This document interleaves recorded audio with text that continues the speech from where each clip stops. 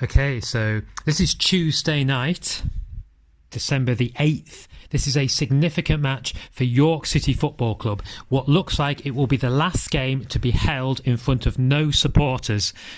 This has been one of the craziest times for football amongst everything else. The coronavirus pandemic has meant that since July, York City have been playing home games in front of no fans.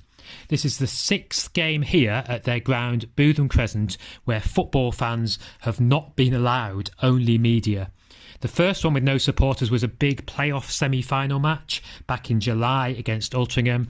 This game surprised many people by even being allowed to take place in the climate at the time. One of the necessary factors that happened in order for the playoff games to be allowed was for York's level of football, the 6th tier down in English football, to be classified as elite sport. Having initially not been. The league York is in only has a few clubs that are actually full-time professional. This season, Stockport, Chorley, Brackley, Chester and now Kettering are the visitors in National League North fixtures without fans.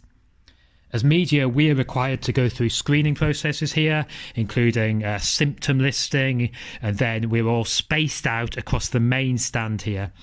I suppose it's fairly easy for us to socially distance here in such a large stadium.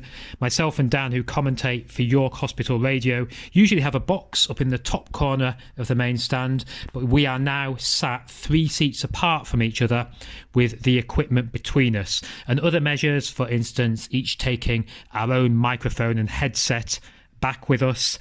All very 2020. Also, all the media have to turn up at least an hour before kick-off.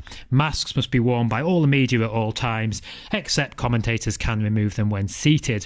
It is really strange having no fans in here, really strange. For instance, when a goal goes in, rather than a couple of thousand people cheering, there's maybe just the applause of the manager, and you can hear all the voices. The coach is shouting from the touchlines, the players shouting and sometimes swearing at each other. Things you wouldn't normally be able to hear because they'd all be drowned out by the crowd. What happens next will be interesting. When the Bootham Crescent external providers certify parts of the stadium, the next game here will likely be then the first one with fans back. Only a limited amount though, a pilot scheme, like a test match to see how it goes, with tickets being offered to last season's season ticket holders, as long as they come from a tier 2 area such as York, on a first come first served basis. There will still be no travelling away fans allowed. This game, all being well, when this will happen, is set to be on Saturday against Spennymoor. There'll be lots to take into account: zonal standing, masks, the risks of singing and shouting, track and trace, and even with a limited number of fans, how can they best socially distance? Such pilot schemes have been taking place elsewhere with varying success.